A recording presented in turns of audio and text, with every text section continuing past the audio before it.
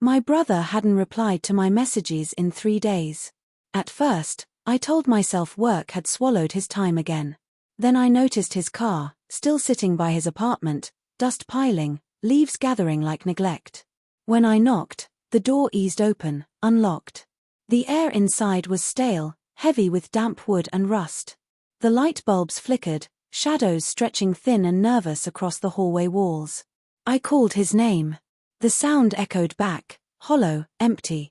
Then, soft, close, a whisper. My name. But it wasn't him. It sounded wrong. Like someone imitating his voice, learning how to say it. I stepped inside. His phone lay shattered on the floor, black screen cracked like ice. One kitchen chair had toppled over. On the counter, something dark had dried into a stain.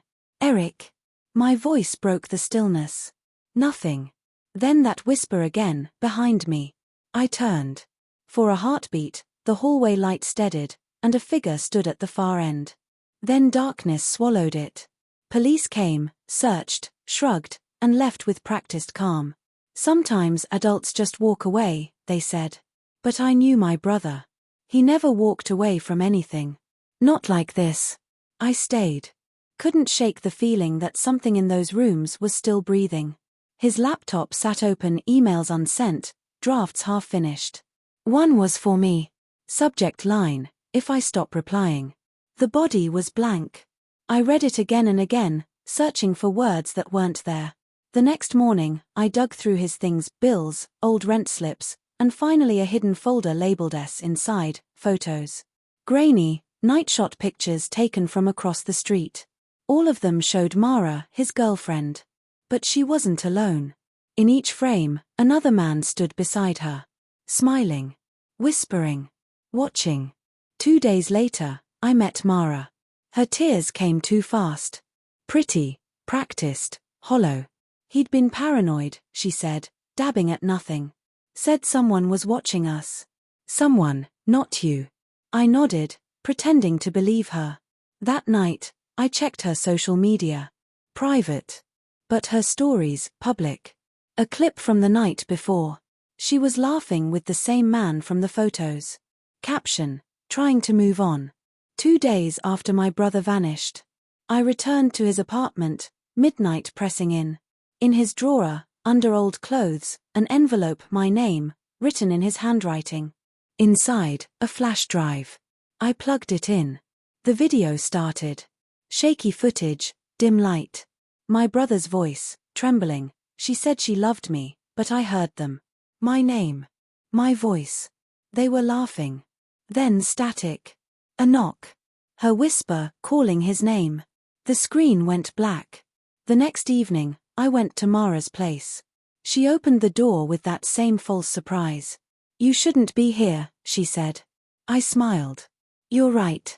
I handed her my phone. The video played. Her face drained. He found out, I said quietly. It wasn't supposed to, he wasn't supposed to see, she stammered. Supposed to what, Mara? He followed me that night, she whispered. He lost control. So you pushed him? No, her voice cracked. He fell. It was an accident. Accident. The word wore guilt like perfume. I didn't need more. Later, I found the construction site 2 blocks away. Fresh concrete poured the day after he disappeared. They found him beneath it, 3 feet under grey silence. I didn't call the police. I didn't have to. I sent her the video and the recovered texts, her own words sealing her fate. If you tell him, I'll ruin you both. He'll never find out. That night, she posted one last photo, sunset. Lake view. Caption, sometimes we deserve the pain we cause. An hour later, her account went dark. They found her car at the lake's edge the next morning. Now, I visit his apartment sometimes. The lights no longer flicker.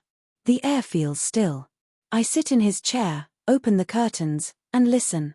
People call it closure. I call it balance. Mara didn't kill him with her hands. She killed him with silence, with the way she whispered his name to someone else. Now I hear that whisper too. It's softer, calm. Not haunting, acknowledging. Because some ghosts don't seek peace. They seek justice.